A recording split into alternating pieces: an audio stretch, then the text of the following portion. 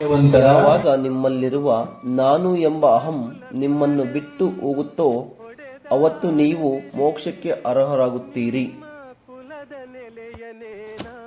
ತಾನಾರು ದೇಹವಾರು ದಿವ್ಯ ಜ್ಞಾನದಲ್ಲಿ ತಿಳಿದಾತ ಪರಮಯೋಗಿ ಎಂದು ಹೇಳುವ ಮೂಲಕ ಜನರಲ್ಲಿ ಈ ಒಂದು ಕೀಳಿರಿಮೆ ಮತ್ತು ದೈವ ಭಕ್ತಿ ಅಹಂಕಾರ ಜೀವನಗಳ ಬಗ್ಗೆ ಶ್ರೀ ಶ್ರೀ ಶ್ರೀ ಕನಕದಾಸರು ಕೀರ್ತನೆಗಳ ಮೂಲಕ ತಮ್ಮ ಜೀವನ ಪರ್ಯಂತ ಈ ಒಂದು ಜನರಲ್ಲಿರ್ತಕ್ಕಂಥ ಮೂಢನಂಬಿಕೆ ಮತ್ತು ಅಹಂಕಾರದ ಬಗ್ಗೆ ಹೇಳುತ್ತಾ ಬದಲಾವಣೆ ತರುವಲ್ಲಿ ಅವರು ಒಬ್ಬರು ಕಾರಣೀಭೂತರು. ಅವರ ಬಗ್ಗೆ ಹಾಯ್ ಹಲೋ ನಮಸ್ಕಾರ. ನನ್ನ ಯೂಟ್ಯೂಬ್ ಚಾನಲ್ಗೆ ಮಗದೊಮ್ಮೆ ಸ್ವಾಗತ ಸುಸ್ವಾಗತ. ಇವತ್ತು ನಾನು ಬಯಸುವುದೇನೆಂದರೆ ಶ್ರೀ ಶ್ರೀ ಶ್ರೀ ಕನಕದಾಸರ ಬಗ್ಗೆ ನಿಮ್ಮಲ್ಲಿ 2 ನುಡಿಗಳನ್ನು ಹೇಳಲು ಇಷ್ಟಪಡುತ್ತೇನೆ. ಕನಕದಾಸರ ಬಗ್ಗೆ ಹೇಳುವುದು ಅಷ್ಟು ಸುಲಭದ ಮಾತಲ್ಲ. ದಾಸ ಪರಂಪರೆಯಲ್ಲಿ ಬರುವ 250ಕ್ಕೂ ಹೆಚ್ಚು ದಾಸರಲ್ಲಿ ಕನಕದಾಸರು ಒಬ್ಬರು. ಇವರು ಕೆಳಪಂಗಡದ ದಾಸರಾಗಿದ್ದರು. ಇವರು ಪುರಂದರದಾಸರೊಂದಿಗೆ ಕರ್ನಾಟಕದ ಸಂಗೀತದ ಮೂಲಭೂತ ಸಿದ್ಧಾಂತಗಳಿಗೆ ಕಾಣಿಕೆ ಇತ್ತವರು. ಕನಕದಾಸರು ಆಗುವ ಮುನ್ನ ಇವರು ಒಂದು ಪ್ರಾಂತಕ್ಕೆ ದಂಡನಾಯಕನಾಗಿದ್ದನು. ಇವರ ಮೊದಲ ಹೆಸರು ತಿಮ್ಮಪ್ಪ. ಇವರ ತಂದೆ ತಾಯಿಗೆ ಬಹಳ ವರ್ಷಗಳ ನಂತರ ಮಗನಾಗಿ ಹುಟ್ಟಿರುತ್ತಾನೆ. ಅವರ ತಂದೆ ತಾಯಿಗೆ ಮಕ್ಕಳಾಗದಿರುವ ಒಂದು ಚಿಂತೆಯುಂಟು ಆಗಿತ್ತು. ಆ ಒಂದು ಸಮಯದಲ್ಲಿ ತಂದೆ ತಾಯಿಗಳು ಈ ಒಂದು ತಿರುಪತಿ ತಿಮ್ಮಪ್ಪನ ಬಳಿ ಹೋಗಿ ಆ ಒಂದು ಬೇಡಿಕೆ ನಿಟ್ಟರಂತೆ, ನನಗೆ ಮಗುವಾದರೆ ನಿನ್ನ ಹೆಸರನ್ನು ಇಡುತ್ತೇನೆ ಎಂದು ಬೇಡಿಕೆಯನ್ನು ಬಂದಿರುತ್ತಾರೆ. ನಂತರ ದಿನಗಳಲ್ಲಿ ದೈವ ಭಕ್ತಿಯಿಂದ ಕನಕದಾಸರು ಅಂದರೆ ಮಗುವಾಗಿ ಆ ಒಂದು ತಾಯಿ ಹೊಟ್ಟೆಯಲ್ಲಿ ಜನಿಸಿದರು. ಜನಿಸಿದ ನಂತರ ಆ ಒಂದು ಬೇಡಿಕೆಯ ಪ್ರಕಾರ ಅವರಿಗೆ ತಿಮ್ಮಪ್ಪ ಎಂದು ಹೆಸರಿಡಲಾಯಿತು. ಆ ನಂತರ ದಿನಗಳಲ್ಲಿ ಚಿಕ್ಕ ವಯಸ್ಸಿನಲ್ಲಿ ತಂದೆ ಮತ್ತು ತಾಯಿಯನ್ನು ಕಳಕೊಂಡ ತಿಮ್ಮಪ್ಪನಿಗೆ ತಂದೆಯ ಒಂದು ವೃತ್ತಿ ಜೀವನವು ಆ ಒಂದು ಪ್ರಾಂತ್ಯದ ದಂಡನಾಯಕರಾಗಿದ್ದರು. ಅದರಂತೆ ತಂದೆ ಮತ್ತು ತಾಯಿ ತೀರಿದ ನಂತರ ತಿಮ್ಮಪ್ಪನಿಗೆ ಆ ಒಂದು ಬಂಕಾಪುರ ಪ್ರಾಂತ್ಯಕ್ಕೆ ದಂಡನಾಯಕನಾದನು. ನಂತರ ದಿನಗಳಲ್ಲಿ ದಂಡನಾಯಕನ ಕರ್ತವ್ಯವನ್ನು ಮಾಡುತ್ತಾ ದಿನಗಳೆಯುತ್ತಿದ್ದನು.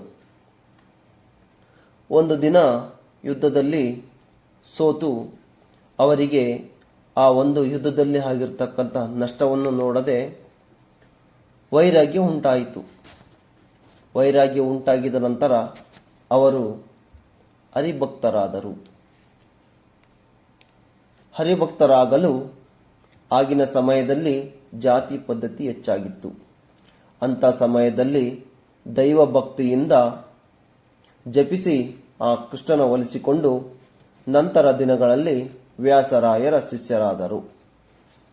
ಆಗಿನ ಸಮಯದಲ್ಲಿ ವ್ಯಾಸರಾಯರ ಶಿಷ್ಯರಾಗಲು ಬಹಳ ಕಷ್ಟಪಟ್ಟಿದ್ದಾರೆಂದು ಹೇಳುತ್ತಾರೆ. ಆ ಒಂದು ವಿಷಯವನ್ನು ಇಲ್ಲಿ ಹೇಳಲು ಸಮಯ ಇರುವುದಿಲ್ಲ. ಆದ ಕಾರಣ ಸಂಕ್ಷಿಪ್ತವಾಗಿ ನಿಮಗೆ ಒಂದು ಮಾಹಿತಿಯನ್ನು ನೀಡಲು ತಿಳಿಬಯಸುತ್ತೇನೆ. ಕನಕದಾಸರು, ನಾವು ಕುರುಬರು, ನಮ್ಮ ಕುಲದೈವ ಬೀರಪ್ಪ, ನಾವು ಕುರಿ ಕಾಯುವವರು, ಕುರು ಹಿಂಡುಗಳ ಮಧ್ಯದಲ್ಲಿ ಓಡಾಡುವವರು ಎಂದು ವಿನೀತ ಜಾತಿ ಭಾವನೆ ತೋರಿದ್ದ ಕನಕ ವ್ಯಾಸರಾಯರ ಸಂಪರ್ಕದ ನಂತರ ಕುಲವೆಂದು ಒಡೆದಾಡದಿರಿ, ನಿಮ್ಮ ಕುಲದ ನೆಲೆಯೇನಾದರೂ ಬಲ್ಲಿರಾ ಎಂದು ಜಂಕಿಸಿ ಕೇಳುವ ಹಾಗಾದರು. ಅಂದರೆ ಅವ ಮೊದಲು ನಮ್ಮ ಕುಲ ಅದು ಇದು, ನಾವು ಕುರುಬರು, ನಾವು ಕುರಿ ಕಾಯ್ತಿದ್ವಿ, ನಮ್ಮ ಕುಲು ಕಸಬು ಅದು, ನಮ್ಮ ಬೀರದೇವರು, ಹಾಗೆ ಹೀಗೆ ಅಂತ ಹೇಳ್ತಾ ಇದ್ದ ಕನಕದಾಸರು ಈ ಒಂದು ವ್ಯಾಸರಾಯರ ಸಂಪರ್ಕದಿಂದ ಕುಲವೆಂದು ಏಕೆ ಒಡೆದಾಡುವಿರಿ, ನಿಮ್ಮ ಕುಲದ ನೆಲೆಯೇನಾದರೂ ಬಲ್ಲಿರಾ ಎಂದು ಕೇಳುವ ಹಾಗಾದರಂತೆ. ವೈದಿಕ ಧರ್ಮದ ಗುತ್ತಿಗೆ ತಮ್ಮದು ಎಂಬ ಭಾವಿಸಿದ್ದ ಬ್ರಾಹ್ಮಣರಿಗೆ ಕನಕದಾಸರು ಬಿಸಿ ತುಪ್ಪವಾದರು. ಅಂದರೆ ಧರ್ಮ ಅಂದರೆ ಸಂಸ್ಕೃತ, ಧರ್ಮ, ವಿದ್ಯೆ ಕಲಿಯೋದು, ವಿದ್ಯಾಭ್ಯಾಸ ಮಾಡೋದು, ತರ್ಕ ಮಾಡೋದು, ಇವೆಲ್ಲವೂ ಬ್ರಾಹ್ಮಣರದ್ದೇ ಅಂತ ಅನ್ಕೊಂಡಿದ್ರಂತ. ನಂತರ ದಿನಗಳಲ್ಲಿ ಕನಕದಾಸರು ಆ ಒಂದು ವಿದ್ಯೆಗಳನ್ನು ಮತ್ತು ಈ ಒಂದು ಕೀರ್ತನೆಗಳನ್ನು ಹಾಡುವುದರ ಮೂಲಕ ವ್ಯಾಸರಾಯರ ಮುದ್ದಿನ ಶಿಷ್ಯರಾದರು. ಆದ ನಂತರ ಅಲ್ಲಿರ್ತಕ್ಕಂಥ ಬ್ರಾಹ್ಮಣರಿಗೆ ಕನಕದಾಸರು ಬಿಸಿ ತುಪ್ಪವಾದರಂತೆ. ಆ ದಿನಗಳಲ್ಲಿ ವ್ಯಾಸಪೀಠ ಅಂದರೆ ಆ ಒಂದು ವ್ಯಾಸಪೀಠದಲ್ಲಿ ಬ್ರಾಹ್ಮಣರಿಗೆ ಮಾತ್ರ ವಿದ್ಯೆ ಕಲಿಸ್ತಿದ್ರಂತೆ. ಆ ಸಮಯದಲ್ಲಿ ಕನಕದಾಸರು, ಪುರಂದರದಾಸರು ಮತ್ತು ಜಗನ್ನಾಥದಾಸರು ಸೇರಿಕೊಂಡು ದಾಸಕೂಟವೆಂಬ ಸಂಘಟನೆಯ ಮೂಲಕ ಸಂಸ್ಕೃತ ಭಾಷೆ ಅವರಿಗೆ ಅರಿವಿಲ್ಲದಿದ್ದರೂ ತಾಯಿ ನುಡಿ ಅಂದರೆ ನಾವು ಆಡುವ ಭಾಷೆಯಲ್ಲೇ ತಮ್ಮ ಅನುಭವದಿಂದ ಜಾತಿ ಕಟ್ಟುಪಾಡುಗಳ ಬಗ್ಗೆ ಮತ್ತು ಭಕ್ತಿಯ ಬಗ್ಗೆ ಜನರಲ್ಲಿ ಬದಲಾವಣೆ ತರುವ ಕೆಲಸಗಳನ್ನು ಮಾಡುತ್ತಿದ್ದರು. ಅಂದರೆ ವ್ಯಾಸಪೀಠ ಬೇರೆ, ದಾಸಪೀಠ ಬೇರೆ. ಅಂದರೆ ದಾಸಕೂಟ ಅಂದರೆ ಈಗ ಏನು ದಾಸರಿದಾರಲ್ವ, 250ಕ್ಕೂ ಹೆಚ್ಚು ದಾಸರು ಅಂದ್ರಲ್ಲ, ಆಗಿನ ಆ ಒಂದು ಸಮಯದಲ್ಲಿ 4-6 ದಾಸರು ಮಾತ್ರ ಆ ಒಂದು ದಾಸಕೂಟವನ್ನು ಕಟ್ಟಿಕೊಂಡು ಜನರಲ್ಲಿ ಬದಲಾವಣೆ ತರುವ ಕೆಲಸಗಳನ್ನು ಮಾಡುತ್ತಿದ್ದರು. ಅಂಥ ದಾಸ ಶ್ರೇಷ್ಠ ಭಕ್ತ ಕನಕದಾಸರು ಆ ಒಂದು ಮೂರ್ತಿಯನ್ನು ಇವತ್ತಿನ ನನ್ನ ಹುಟ್ಟೂರಿನಲ್ಲಿ ಅಂದರೆ ಬಳ್ಳಾರಿ ಜಿಲ್ಲೆಯ ಸಿರುಗುಪ್ಪ ತಾಲೂಕಿನ ರಾರವಿ ಗ್ರಾಮದ ಶ್ರೀ ಶ್ರೀ ಶ್ರೀ ಕನಕದಾಸರ ಮೂರ್ತಿ ಪ್ರತಿಷ್ಠಾಪನೆ ಕಾರ್ಯಕ್ರಮವನ್ನು ಇವತ್ತಿನ ದಿನದಲ್ಲಿ ನಾವು ಕಾರ್ಯಕ್ರಮವನ್ನು ಉದ್ಘಾಟಿಸಿ ಈ ಉದ್ಘಾಟನೆ ಮೂಲಕ ಈ ಒಂದು ಮೂರ್ತಿಯನ್ನು ಪ್ರತಿಷ್ಠಾಪಿಸಿದ್ದೇವೆ. ಆ ಒಂದು ಪ್ರತಿಷ್ಠಾಪನೆಯ ಬಗ್ಗೆ ಇವತ್ತಿನ ವಿಡಿಯೋದಲ್ಲಿ ನಿಮಗೆ ಸಂಕ್ಷಿಪ್ತವಾದ ವಿವರಣೆಯನ್ನು ನೀಡಲು ಇಷ್ಟಪಡುತ್ತೇನೆ. ಸಿರುಗುಪ್ಪ ತಾಲೂಕಿನಲ್ಲಿ ದೊಡ್ಡ ಹಳ್ಳಿಯಲ್ಲೊಂದಾದ ರಾರವಿ ಗ್ರಾಮವು ಒಂದಾಗಿರುತ್ತದೆ. ಈ ಗ್ರಾಮದಲ್ಲಿ ಎಲ್ಲ ಮತಸ್ಥರು ವಾಸವಾಗಿರುತ್ತಾರೆ. ಅದರಲ್ಲಿ ಅವರ ಒಂದು ಮತಕ್ಕೆ ತಕ್ಕಂತೆ ಅವರವರು ಜೀವನ ನಡೆಸುತ್ತಿದ್ದಾರೆ. ಇವತ್ತಿನ ದಿನದಲ್ಲಿ ಈ ಒಂದು ನಮ್ಮ ರಾರವಿ ಗ್ರಾಮದಲ್ಲಿ ಕನಕದಾಸರ ಮೂರ್ತಿಯನ್ನು ಪ್ರತಿಷ್ಠಾಪನೆ ಕಾರ್ಯಕ್ರಮ ನಡೆದಿರುತ್ತದೆ. ಈ ಒಂದು ಮೂರ್ತಿ ಪ್ರತಿಷ್ಠಾಪನೆ ಕಾರ್ಯಕ್ರಮವು ಬಹಳ ವರ್ಷಗಳ ಹಿಂದೆ ನಡೆಯಬೇಕಿತ್ತು. ಆದರೆ ಕಾರಣಾಂತರಗಳಿಂದ ಈ ಒಂದು ಕಾರ್ಯಕ್ರಮವನ್ನು ಮುಂದೂಡಿಸಲಾಗಿತ್ತು. ನಂತರ ದಿನಗಳಲ್ಲಿ ಈ ಒಂದು ಊರಿನ ಮುಖಂಡರು, ಹಾಲು ಮತಸ್ಥರು, ಸುತ್ತಮುತ್ತಲಿನ ಗ್ರಾಮಸ್ಥರು ಹಾಗೂ ರಾರವಿ ಕನಕದಾಸರ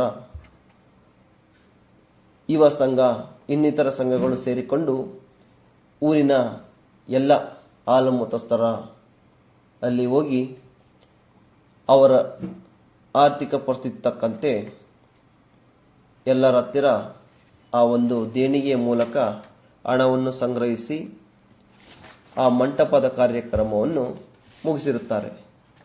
ನಂತರ ದಿನಗಳಲ್ಲಿ ಆ ಒಂದು ಮಂಟಪದ ಕಾರ್ಯಕ್ರಮ ಮುಗಿದ ನಂತರ ಇನ್ನೊಂದು ಹೆಜ್ಜೆ ಮುಂದೆ ಬಂದು ಈ ಒಂದು ಕನಕ ಮೂರ್ತಿಯನ್ನು ಕೊಡುಗೆಯಾಗಿ ನೀಡಲು ನಮ್ಮ ತಾಲೂಕಿನ ಖ್ಯಾತ ಉದ್ಯಮಿಯಾದ ಅನ್ಮೇಶ್ ಅಣ್ಣನವರು ಸಿರುಗುಪ್ಪ ಇವರು ಈ ಒಂದು ಮಂಟಪದ ಕಾರ್ಯದ ನಂತರ ಇನ್ನು ಹೆಚ್ಚಿನ ಒಂದು ದೇಣಿಗೆಯ ಒಂದು ಕಾರ್ಯವಿರುತ್ತದೆ.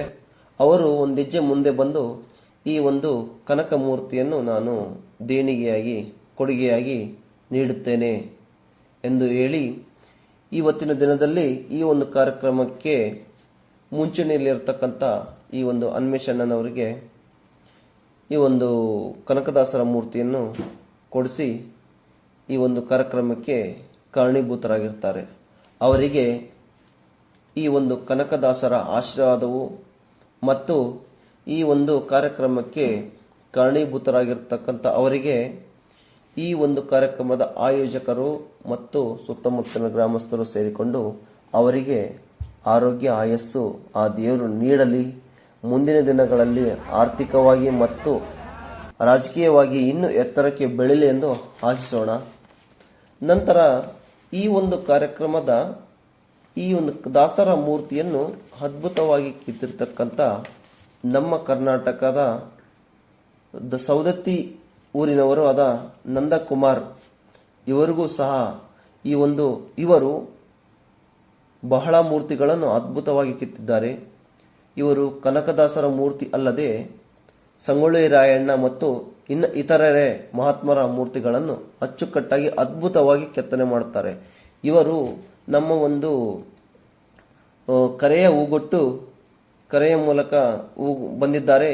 ಇವರು ಬಂದು ಈ ಒಂದು ಕಾರ್ಯಕ್ರಮಕ್ಕೆ ಬಂದು ಅವರ ಒಂದು ಕೆತ್ತನೆಯ ಒಂದು ಅದ್ಭುತವಾದ ಮಾತುಗಳು ಮತ್ತು ದಾಸರು ಮತ್ತು ಇತಿಹಾಸವನ್ನು ಅದ್ಭುತವಾಗಿ ನಮ್ಮ ಜನರಿಗೆ ತಮ್ಮ 2 ನುಡಿಗಳನ್ನು ಸಹ ಈ ಒಂದು ಕಾರ್ಯಕ್ರಮದಲ್ಲಿ ಭಾಗವಹಿಸಿ ಹೇಳಿರ್ತಾರೆ.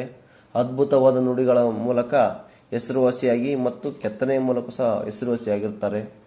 ಇವರಿಗೂ ಸಹ ಈ ಒಂದು ಕಾರ್ಯಕ್ರಮದ ಆಯೋಜಕರು ಮತ್ತು ಸುತ್ತಮುತ್ತಲಿನ ಗ್ರಾಮಸ್ಥರು ಸೇರಿಕೊಂಡು ಇವರು ಸಹ ಆರ್ಥಿಕವಾಗಿ ಮತ್ತು ಇನ್ನೂ ಹೆಚ್ಚಿನ ಒಂದು ಹುದ್ದೆಗಳು, ಇನ್ನೂ ಹೆಚ್ಚಿನ ಒಂದು ಮೂರ್ತಿಗಳ ಕೆತ್ತನೆಗಳು ಬರಲಿ, ಆ ದೇವರ ಆಶೀರ್ವಾದ ಇರಲಿ ಎಂದು ಹೇಳುತ್ತಾ ಅವ್ರಿಗೂ ಸಹ ಒಳ್ಳೆಯದಾಗಲಿ ಎಂದು ಆಶಿಸೋಣ. ಈ ಒಂದು ಕಾರ್ಯಕ್ರಮದ